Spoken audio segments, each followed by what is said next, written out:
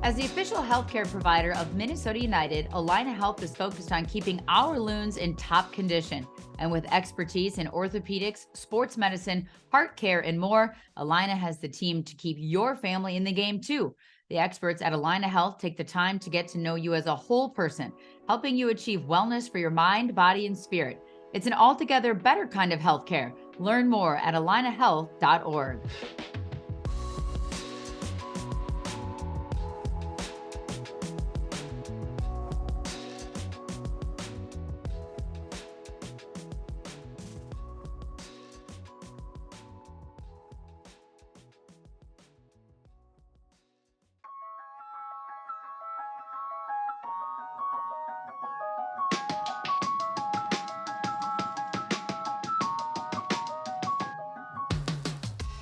Welcome into another edition of Sound of the Loons presented by Allina Health. Jonathan Harrison here.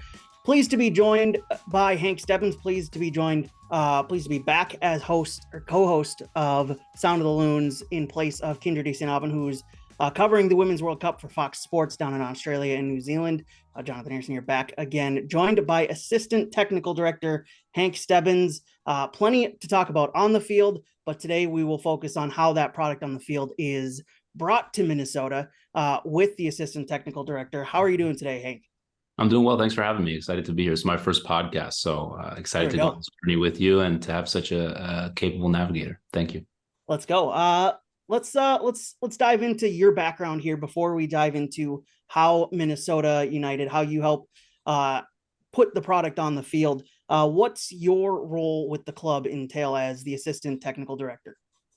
The assistant technical director is an interesting term. I think there's a number of men and women in assistant technical director and assistant general manager type roles throughout the league, and their backgrounds and what they do every day varies. The term is used loosely. For me, my background's as an attorney. I was an attorney at a firm called Lane Powell in Portland, Oregon for the 7 years before I came here to Minnesota United. I came to Minnesota United earlier this year as the kind of preparation for the transfer window started to pick up. Prior to being an attorney, I was a Division I college soccer coach. So I was an assistant coach at Oregon State University. Prior to that, I was an assistant coach at Georgia State University.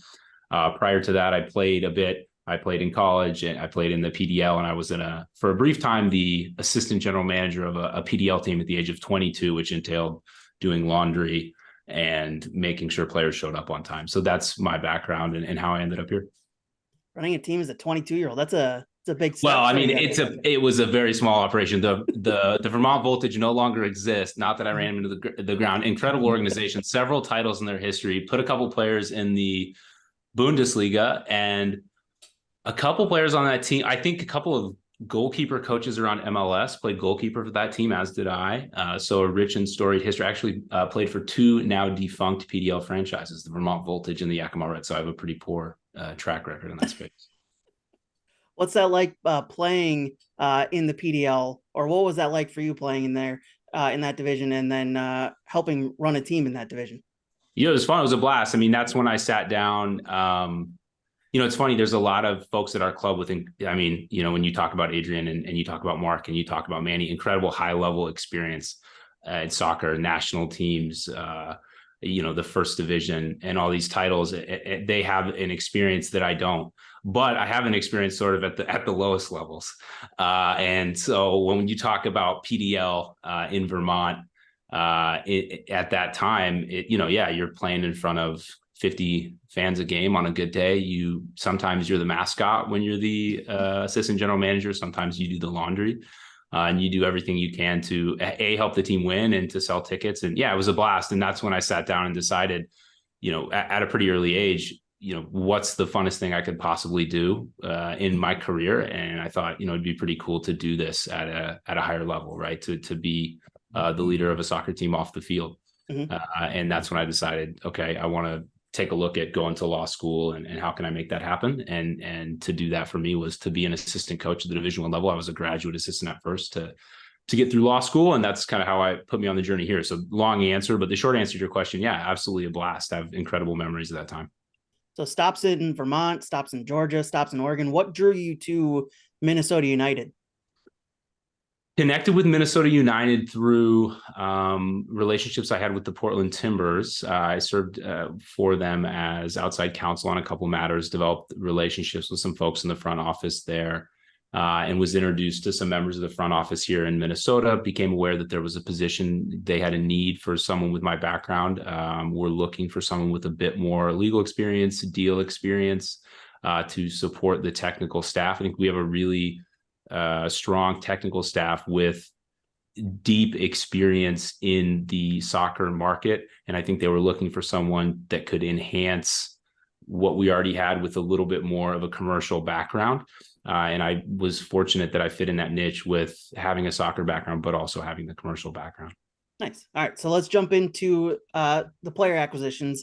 We'll kind of look at some of the player acquisitions from this last transfer window in a bit, but I want to start off broadly. How do you guys as the technical team go about identifying targets for the club on the field? And what is that process of acquiring a player like?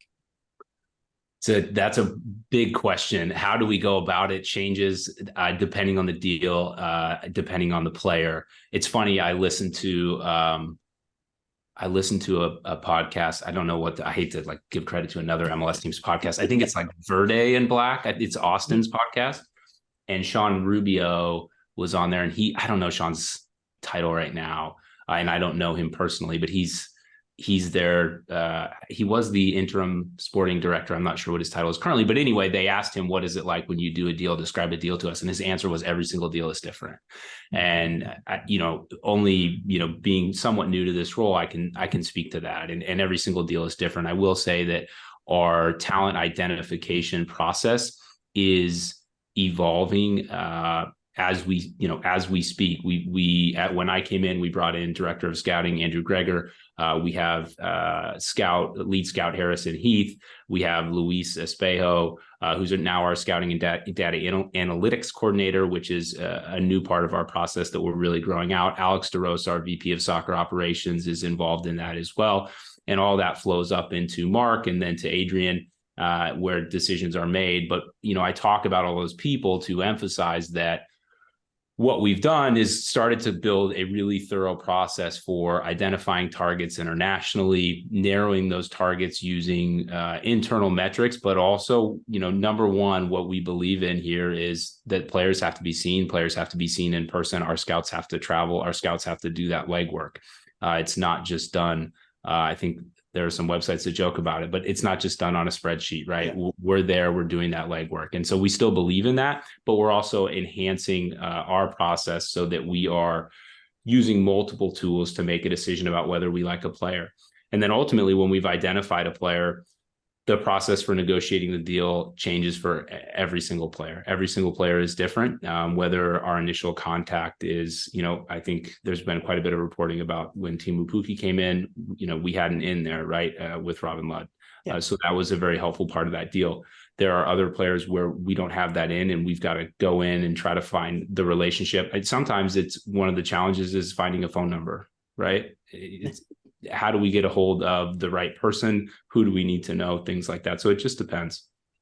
So when I look at some of the deals that the club has pulled together over this last transfer window, it seems like there's a couple different avenues that you guys had to go through. And I kind of want to dive into each one of those. Teemu Pukki, Ethan Bristow coming over from England, bringing in guys internationally. What's the challenge with bringing in guys internationally from outside the league for a club in MLS? There's a variety of challenges, but there's also a lot of good things that MLS provides us that makes it easier. One thing that we have is sort of an easy button in the league when it comes time to actually do the nitty gritty contract details. We have an army of lawyers in New York that help us with that.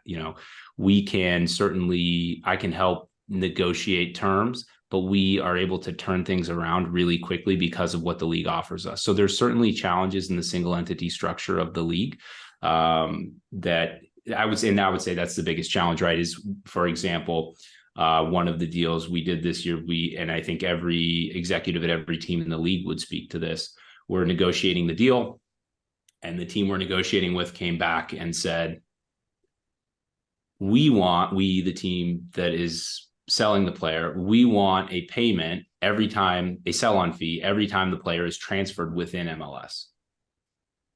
Well, we can't do that because he's literally not transferred within MLS, because MLS is a single legal entity. So his player registration isn't transferred. And to zoom out a little bit, for people that aren't as familiar with that process, when we're transferring a player, people say we're buying and selling players. And I don't like to say that, because what we're doing is we are purchasing the right to register that player with FIFA. So we're buying their player registration.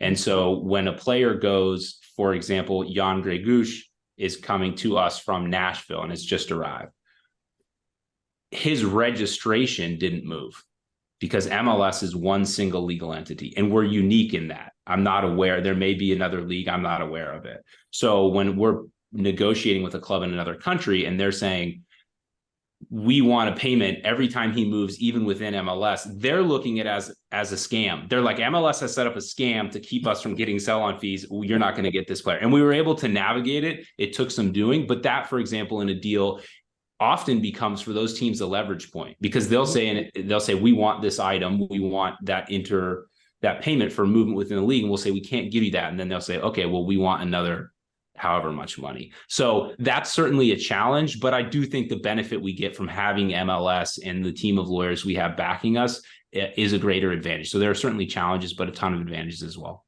So then you mentioned the Jan Gregush trade, bringing him over from Nashville at the end of the window. Obviously, some on-field reasons stipulated him coming back, or you guys going out and bringing him back to the club. What's that process like of negotiating with another team within the league? Because you said, obviously, you're not moving his registration from team to team. It's all within MLS. What's that process like for you guys of making that trade call and getting the trade process done? Yeah, it's a good question. This was a unique one, as you've alluded to, because we had certain plans for this window, and it didn't necessarily involve a move like that. We brought, for those watching on the outside, everyone in early. Our goal was to have guys in right away. When the window opens, we want these players in, and we were able to do that, right? When you look at the guy, Tajuri Shradi, when you look at Bristow, when you look at Pookie, they came in right away. We had them ready to go very quickly, navigating the visa process and all those things. And then at the end of the window, unfortunately, we've had some injuries in the central midfield. We had the injury with Ludd, and we had the injury with Curvin, and we found out about Curvin's injury. I don't know precisely, but approximately 24 hours before the window closed.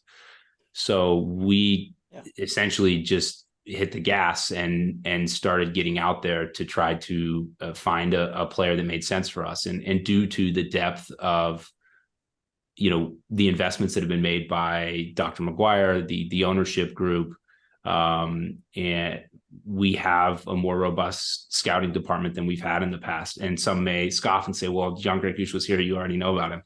But what that allowed us to do is to go out and identify other targets that we were interested in, and to begin negotiating with those targets to create leverage points so that we could get better deals from other teams in the league.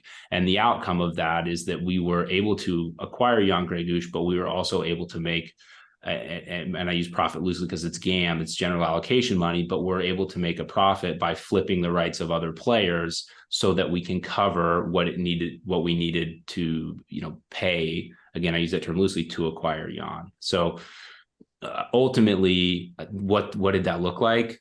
Looks like a lot of texts and a lot of calls. And I think that's where, huge credit is owed to my boss, Mark Watson. I mean, Mark's Rolodex is deep, as is Adrian's. And that makes those deals a lot more efficient because he has strong relationships with other people in the league that trust him. And so as we're negotiating those deals, we're able to get to the point pretty quickly because those folks trust his word. And in this case, it was a pretty straightforward deal with Nashville. We were down to the wire. There were a number of things that were occurring that affected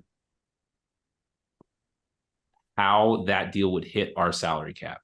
Mm-hmm. What players would be leaving potentially, and what players would maybe coming in. And we needed certain things to happen in order for that deal to hit our salary cap in a way that wouldn't affect us in the future. And we were able to do that. But for that reason, it took us right down to the wire. But yeah, literally what it looked like at the last minute was exchanging texts with Nashville until we got the deal, and then a call to confirm, and we got the deal done. Sounds like a late night for you guys, finding out at the last minute, essentially. Yeah, it's interesting though. For MLS, they want because we did that deal, we actually got done early. We got that deal done for MLS actually by around 6, but they need to get the international transfer certificates in for the other players that were leveraged in the deal. Other teams ended up staying late in the night. So potentially. So yeah, I don't want to act like we were here like in the middle. Actually, we got done fairly early, but there was a tension point where it's like, this has to be done by 6 p.m. And we were able to get that done. So, and we're really excited with the player. I mean, Adrian knows the player. And at the end of the day, part of that deal is us every time going into his office and saying, hey, is this what you want? Does this work for you? And he trusts the player. He knows the player. The player plays the same position as injured players that we have. And so that gives us a ton of benefit on the field this year, we believe, and it gives us a ton of flexibility in the future. And that's what I think when you look at all the moves we've made this window, we're hopeful that folks on the outside can appreciate is we've generated money in some cases for very little or nothing. And we've given ourselves a lot of flexibility as we move forward toward future windows. What's that collaboration process like for you guys in the front office and Adrian Heath? Obviously, there's kind of an umbrella over all that with you guys. So what's that collaboration process with Adrian Heath and the coaching staff and Mark Watson and yourself in the technical department, getting these moves in, figuring out who you guys want and who you guys want to target and bring into the club? Yeah, so there's a number of layers there. I mean, ultimately, it's always going to come down to a conversation with Mark and Adrian. But what we look to do on my end is to present a menu of options.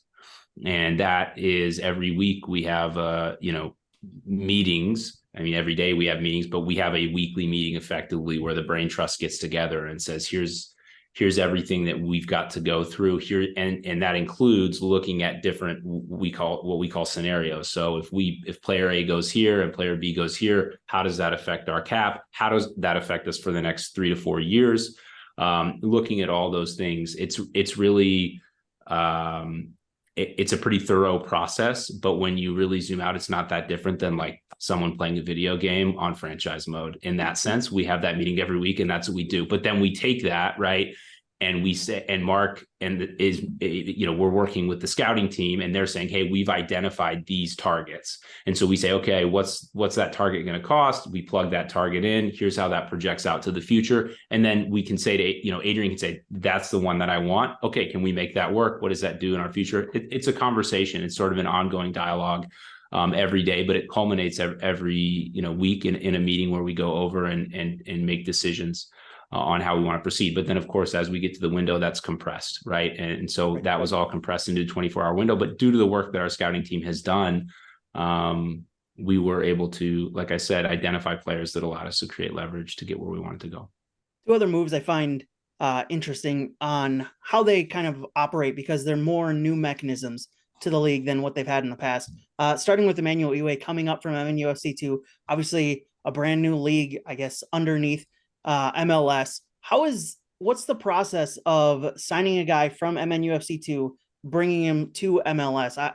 Obviously there's a couple times earlier this year where it was the 1-day contracts because the club needed Emmanuel Eway and some others on the bench, but now he's full-time, brought in full-time. What's that process like? And what's the difference between signing a guy from MNUFC 2 or signing a guy from another team? Yeah, it's a lot easier. With this one, it was Alex DeRosa, who's the VP of soccer operations and acts as the general manager of the second team, called Emmanuel and said, Manny, come upstairs. We want to talk to you. And presented the offer to the player.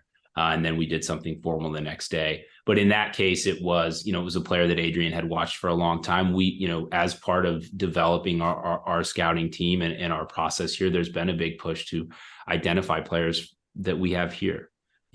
Is the answer in the room, right? Is the first question. And in this case, in the building, in Blaine. and, needing an additional attacking threat to provide depth this year. Adrian had, he's out at the second team games watching. He knows the players very well. He knows the players in the academy that are coming up. And so he's able to say, I think that Emmanuel Eway is an answer for us. So let's get him in. And obviously the draft pick was used on Emmanuel as well to preserve our right to him, but he's been with the organization. And he's a Minnesota kid. Everybody knows him. So yeah, I mean, it was a cool experience. It was easy for that in terms of deals done this window. Easiest one by far. All credit to Alex DeRosa for that. And Alex has an incredible relationship with the players on that team, and that made it easy as well. So yeah, that was a fun one amongst all of them because the player's excited, and it was cool to get to know him a little bit during that process as well, to see just what a thoughtful guy he is going through the process, asking about how it affects his future. And he had an understanding of some of the financial details that not many players do. And I was impressed by that. So found him to be incredibly impressive and just excited to have him as part of the future of the club. And then Ismail Tajiri-Shradi, the final move I want to talk about here, a free agent guy who he was on the market, bringing him in mid-season after being let go by LAFC during the offseason. The free agent thing is new to MLS, obviously. It's relatively new, speaking, considering the rest of the league's history. What's that process like? Because obviously we mentioned before that players don't sign for teams, they sign for the league here, or at least that's how it is understood by FIFA. What's that process like of bringing in a free agent within MLS? Also a lot easier. An interesting one here with Izzy is that for me, just to zoom out a little bit, like this is the one that I find the most interesting. For me, I think this is for the club, lowest risk, there's risk, but it's the highest upside deal with the most minimal front end work because he was a free agent. Right. There's no transfer fee involved. He's a player that we know has experience in the league, and we know he's a player that has a tremendous upside if he can stay healthy. And that's been the big focus. So in this case, the deal was, we knew he was a free agent when he left the league. If you Google it, it's been widely reported. New England deemed him medically unfit to play and said that he had suffered a career-ending injury.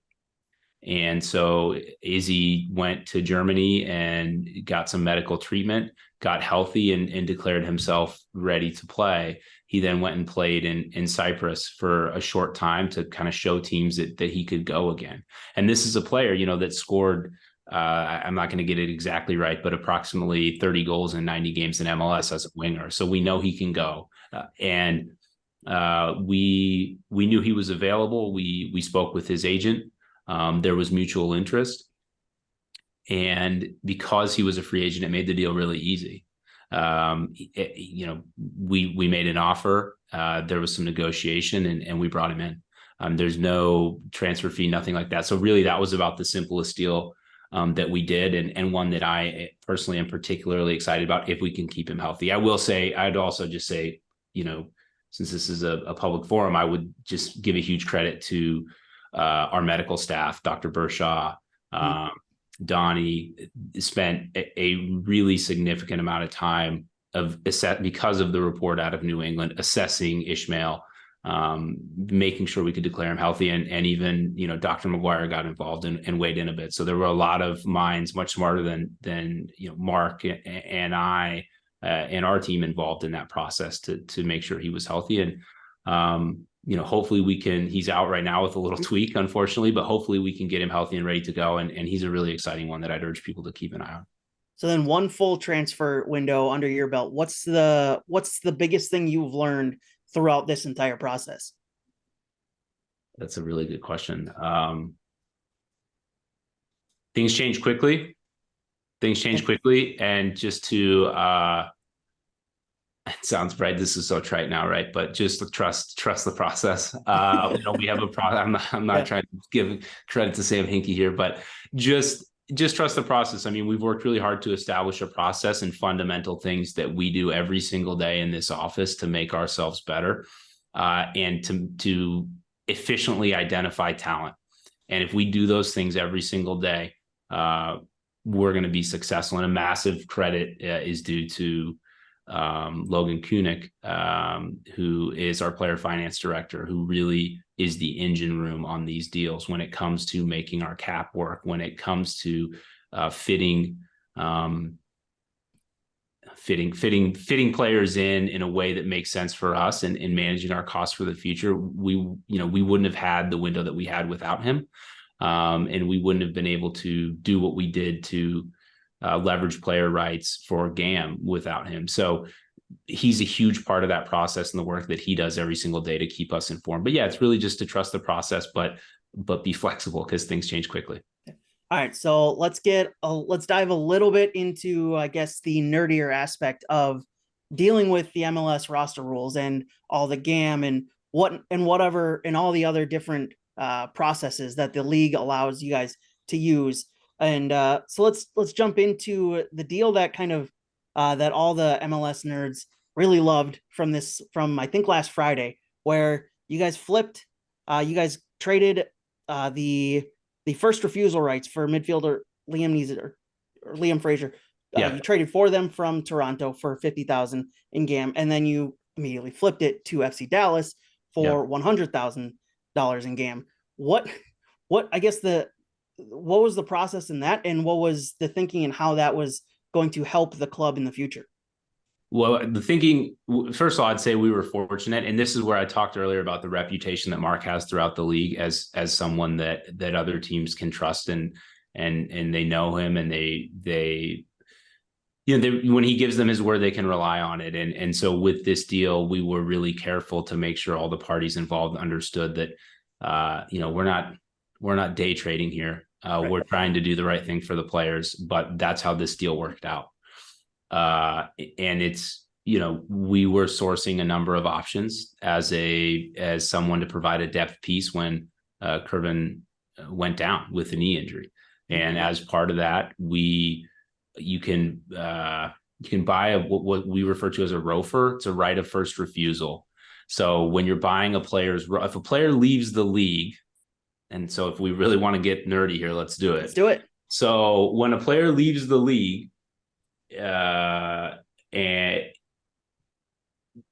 but the team that he's leaving has made a contract offer to him that is a bona fide offer, meaning an offer we could get hyper technical. We won't even go there. It's defined in the league rules. An offer the league deems good enough, appropriate. Mm-hmm. So we're not offering him $1 just to maintain his right. We're offering him something. If that offer is made and the player leaves and goes somewhere else, and in this case, Liam had gone to Belgium. So he'd received an offer from Toronto. He said, no, thank you. I'm going to go play in Belgium. They owned his ROFR, his right of first refusal, meaning if he returns to MLS, they have the first right to sign him. No one else can sign him and shouldn't be negotiating with him without possession of that ROFR. ROFRs are not assets that are frequently exchanged, but it's something that we thought is an area of interest that we've looked at. And so we were able to acquire Liam's ROFR from Toronto for $50,000, which is the minimum that you can spend to acquire another asset if you're just spending GAM. So we were interested in Liam as a player. We saw real value there. Unfortunately, we weren't able to come to terms that we thought were suitable for us. But, I know that we really like the player, our staff, and we're really interested in, but it didn't work out. In the background, we were also looking at some other opportunities, and we became aware that there were other teams also interested in Liam. And so, we were able to leverage that ROFR that we now possessed from Toronto to sell it to Dallas for $100,000. So it took, I think, from the time we bought it to the time we sold it, it took, I don't know precisely, maybe 3 hours. But it's a win for us, in that we were able to. And when you say what's the outcome there, it's $50,000 in GAM, and the league minimum for reference is $85,444. So that's really more than half of a player's salary. So there is real value there. And so it is a bit nerdy and it gets nitty gritty, but it's worth it. I think if we can make wins in those areas, then we have the flexibility to go get the players that we want, and that this club and that this fan base and the state of Minnesota deserve. How do you go about judging the value for trading for something like the right of first refusal for Liam Frazier? How does the club go about deciding 50,000 is the amount that we want to buy that right of first refusal for, and then 100,000 is how much we want to sell it for? It's a really good question. I'm not going to give you a precise answer. We've done a fair amount of work on this on the back end, and I would give credit to again Logan, and also to there's been a number of folks that have done analytics here in the past that have worked on that process. Currently, we have our intern Lucas Wiley has played a role in that as well. But really, you know, what you do is you look at what's the market been in the past for these items, what have teams paid, and what do we think we can get. You know, that's what it always boils down to. But it's really, I would say, market research from what's been done in the past. It's not overly complicated. It's keeping track of what's gone on and trying to leverage it, but at the same time, maintaining the trust of other teams. So, you know, like I said, we're not out here day trading. I mean, there was real interest in the player, in Liam. It just didn't work out. And can we turn that asset that we have into something that can help our team in the future? Is it difficult to work within MLS's roster building guidelines and all the different various paths that they allow you guys to use to build a roster? Can it be difficult to navigate all these different windows? I think it makes it more fun. I don't know anything else, right? From a pretty early age, I knew that I wanted to work in MLS. I think a lot of guys want to get into this business and go to the Premier League or somewhere else. You know, really from that time when I was in Vermont, for me, my interest was in MLS. And in law school, I wrote my law review article on MLS's roster rules. So I've always had a fascination with it, down to why they were created the way they were. And so I enjoy it. And it's also job security, right? I think there'd be a lot of people in the league that would say that. So I think if we understand them and can use them to our benefit, we can be successful. So it's complicated sometimes, but I think when you really boil it down, it's like any area. I don't know if there's lawyers listening to this podcast, I don't know. But it's no different than any area of law. When you work in a certain area of law enough, you learn the nooks and crannies and where the leverage points are. And that's what the roster rules are like in MLS. So then how going forward, after this transfer window, going forward, how do you guys assess the needs of the team moving forward? Obviously, we talked about already the conversations you guys have with the coaching staff in those meetings. So what's that like of assessing the needs, what this team needs going forward into, obviously the next transfer window is after this season. What's that process of getting ready for 2024? Yeah, we've already started that process. And in fact, we had started before this past window closed. It's all part of that process. It's sitting down every week and evaluating performance. And it's really primarily at this point, also collecting feedback from Adrian and the coaching staff. What are they looking for going forward? Excuse me. Where do they see holes we need to fill? And then we also, as part of that, are looking at, expiring contracts on our team, how we want to manage those going forward. And we're looking at expiring contracts throughout the league. And meanwhile, our scouting team and Harrison, Andrew, and Luis are always churning on the back end, trying to find more players to generate more lists for us to work through. So not a really specific answer, but it's just part of that process, and it's already started. And I think we have a good plan going forward on what we're looking for this next window. And if we hit it, we'll be in a really good position going into next year. Are there certain profiles of players you guys look for when putting together your list of players you guys want to target in a transfer window to bring in? Yeah, absolutely. Yes. Short answer. Yes. By position, by the way that we play. I don't think it's a secret how we play. I think everyone can see it. That's the way, and that the style of play is dictated by the manager. This is how we play. This is, there are certainly shifts within formation, but this is generally how we're set up. And this is what we're looking to do. Often, that's based on the personnel we have. But can we get personnel that fit the way we play? That's our goal. And so, yeah, we have very specific profiles mapped out based on what we want from certain positions on the field, no question. So then for you guys in the front office, how do you guys determine success of a signing when you see them finally on the field playing for the club? What are the measures you guys look for in the success of a signing? Yeah, I think it depends on who you'd ask on our staff. And that's something, we work on every day. For me, we have an internal score that we'll assign based on specific metrics for contract value. I'm very interested in the value of the contract. Are you underperforming or overperforming your contract? I think for Adrian and the coaching staff, is this the number one question with every player is, are they helping us win? Do they help us win? And to help us win, you need to be on the field and you need to be able to contribute. And so those are the primary factors.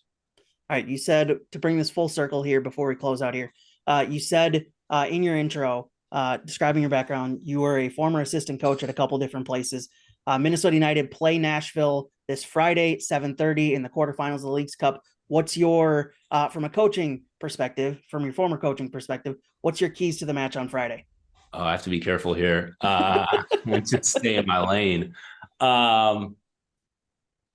What are the keys to the match? I think it's going to be interesting because both teams want to get loose and counter. Yeah. Mm-hmm. So that could mean it's really exciting, or it could mean it's a stalemate. Yeah. And I don't have any inside intel here. I mean, this has been a quick turn and the coaching staff has been holed up working through the game plan, and I don't have any insight into it. So there's no intel here, but yeah. So I don't know. I hope it's a fun one. I think, yeah, I hope it's a fun one for the fans, but it's a good question. Does that benefit us or not in this match? I don't know. Yeah, I wish I could give you something better. I mean, it's a fun game. It's a fun one. It's an interesting one. I think we're excited to be in the tournament. I think we like our chances. Mm-hmm. Yeah, can we catch them on the counter? Can we catch them on the counter? Yeah, I hope so. I like it. I mean, if anything that this Leagues Cup has shown so far is that every game is going to be endlessly fascinating. There's not going to be a dull moment because all these teams are going at it hammer and tong. And I've loved every minute of Leagues Cup, and it's been fun.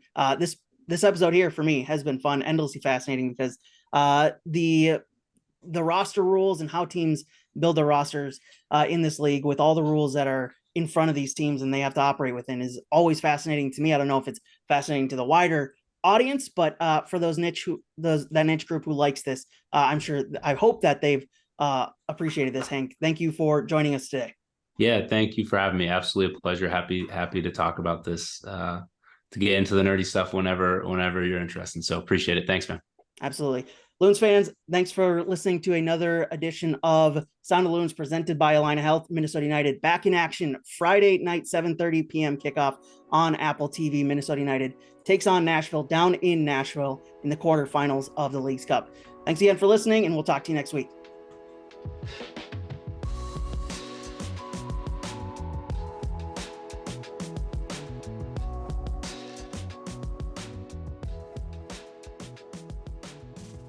From graduation parties to corporate luncheons, we all have special occasions that could use a special host location. Regardless of the event, Allianz Field is the perfect spot for you, with a variety of unique spaces to choose from, including the roof deck, stadium club, owner's suite, and more. Minnesota United's home ground has a space to fit any kind of gathering. Give your event the professional treatment it deserves. Learn more and book your spot at Allianz Field today by visiting MNUFC.com/private events.